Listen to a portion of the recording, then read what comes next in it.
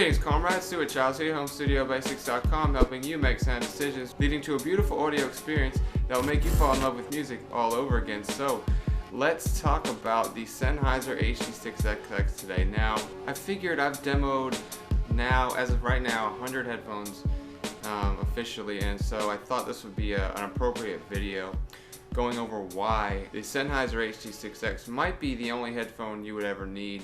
You know, a lot's been said about headphones over the last few years. Which headphone pairs best with which DAC, which amp powers which headphone the best, which DAC goes with which amp the best, which amp sounds the best with headphone X, headphone Y pairing well with amp B, which is the best synergistic combo, to the point where it's just like,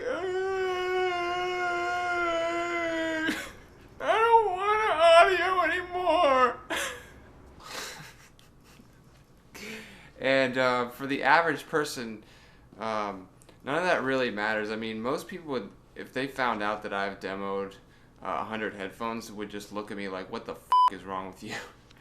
Honestly. To an audiophile, F-I-L-E, you know, that might not seem like even a big deal. 100 headphones? Yeah, well, I've demoed 500. The basic truth to it is that you don't really need more than like one headphone. I mean, yeah, there's headphone flavors are different, and I can understand companies wanting to come out with more headphones versus coming out with more DACs, because there's just an infinitely absurd amount of DACs out there, and it's just completely unnecessary. But in the case of headphones, it's a little bit more tolerable, I guess, but still, even the amount of headphones out there nowadays is pretty much asinine. I'm sorry, but this is just so asinine. The HD6XX, now, what's also interesting about this headphone is the fact that I think it's a true testament to the way audio has changed. Before, you had to spend, to get like a mid-fi type of sound, you had to spend around $300 to $500. Whereas nowadays, you can spend, you know, under $200 and get, you know, $200 for just a headphone and get an incredible sound, and that's what the 6XX provides. You will have to get an amp to power the 6XX, but we'll get into that in a bit. The reason why I recommend this headphone to most people, say 95% of people who are brand spanking new to this ridiculous hobby, is that the 6XX provides everything you would need in a headphone. It has basically a perfect build quality, perfect comfort levels, and essentially a perfect sound, in my opinion. Now, there are some people who might disagree slightly, but for the most part, you'll find that the consensus is the 6XX does all these things in a flawless way, basically. So first we'll talk about the build. So the pads, like the 600 and the 650, the pads, the grills, the wiring, cabling is all replaceable. So that contributes to its longevity factor. Now, the 600 has been around since 1997, and the 650 came along in 2003. I own the 600, and I have so since 2016. I've never owned a 650, but I've demoed it on many occasions.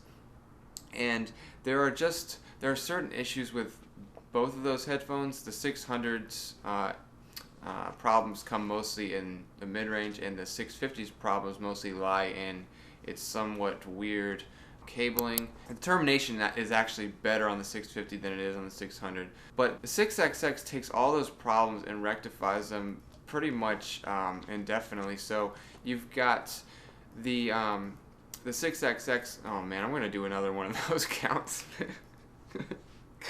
I get real sick and tired of hearing that.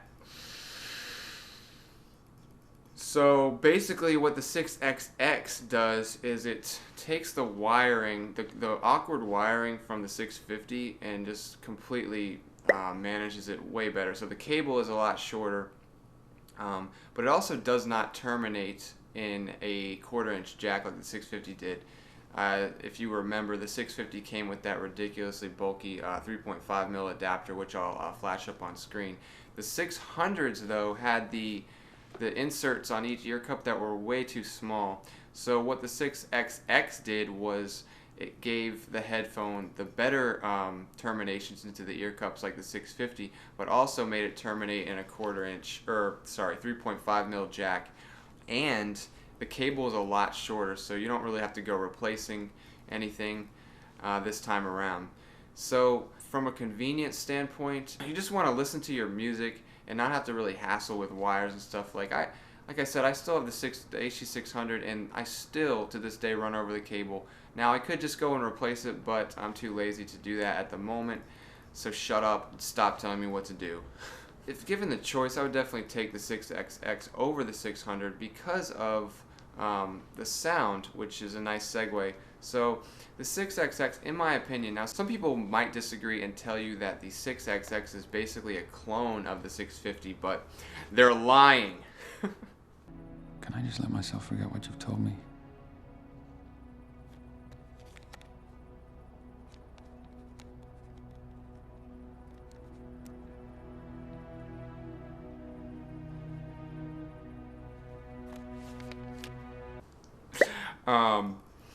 To me, and I've demoed them back and forth for a long time. I have a video, a shootout video that I'll link up here above if you guys want to take a look. But in essence, the 6XX improved on the sound signature of both the 650 and the 600s. And to my ears now, Metal 571 said it could have been because of the pads, but he's kind of a snob and kind of a nerd, so I'm not going to listen to anything he says.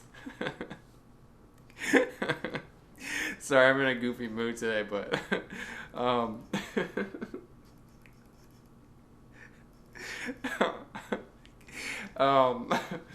yeah, I got off. I lost my train of thought.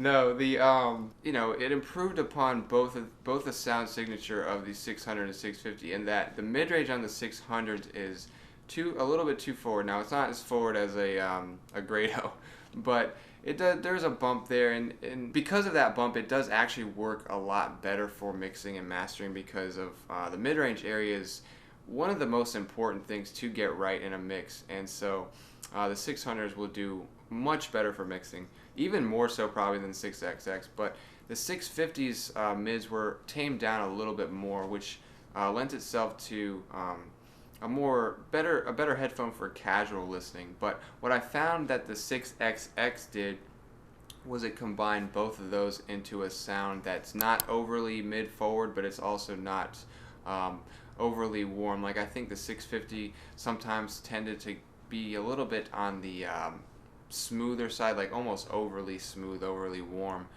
whereas the 600s can be sort of in your face, kind of brash. I found that the XX version kind of, you know, sat in a really nice middle ground. You sort of get the best of both worlds with the 6XX, so that's a big reason why I really like it. Now, it's really great still for balanced sound, neutral sound, very crisp sound.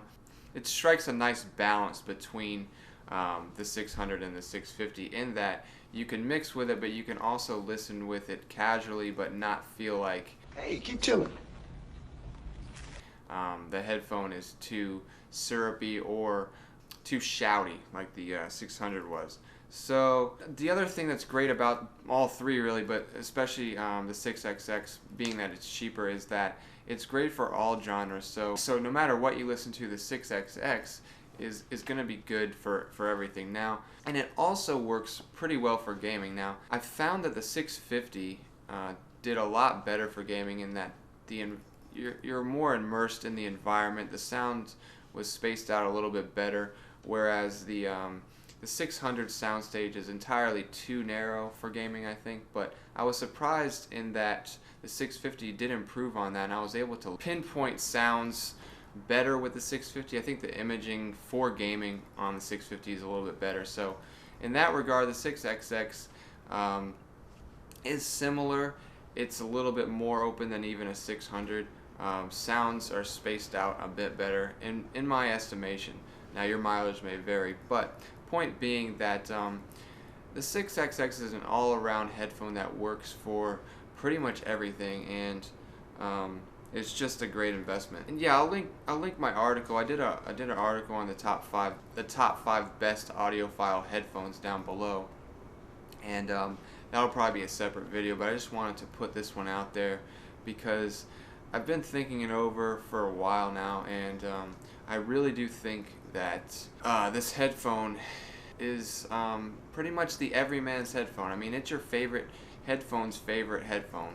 So if a headphone was not an inanimate object and actually a person, it would be just that. It's a headphone that I would probably take with me on a deserted island if I could only choose one, because it just does everything so perfectly well. It's hard to overstate, really. Yeah, as far as amps, an amp and DAC, you will need one. I mean, this thing is still 300 ohm impedance, and it's I think it shares the same sensitivity level as the 650. Now the 650 I think was 103 decibel per milliwatt. The original 600 was 97. So does resist power some, but doesn't really take much to get it going. So for that, I would just recommend something like an IFI Zen if you run Tidal and you plan to use the headphone balance, which I do plan to do. I will link down below a great option for a balance cable, 4.4 mil balance cable that you can use with the Zen, which I will be purchasing soon myself. K5 Pro works well, Audio Engine D1 works well. JDS Atom is probably the best combo here, but you will need a separate DAC for that. So all that information can be found in the article linked down below. So definitely check that out. Let me know what you guys think, and that's about it for today, guys. I hope you enjoyed this review. Leave me some love down in the comments, and don't forget to subscribe. If you like what I do here and you want to support the channel, hit that Patreon link down below. And last but not least, don't forget to ask me about my grandchildren, yeah?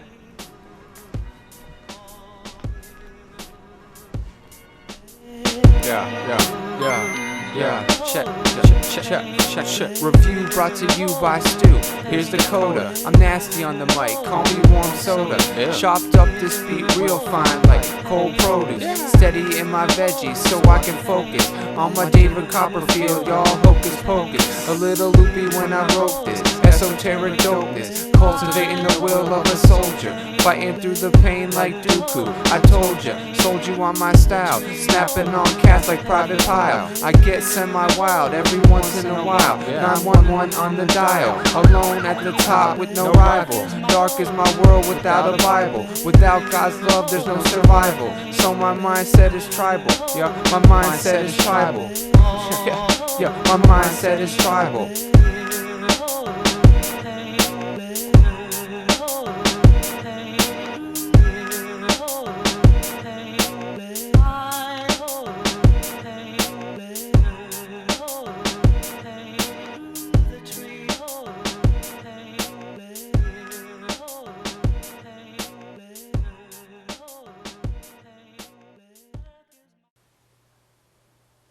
Yum yum sauce, good, you like.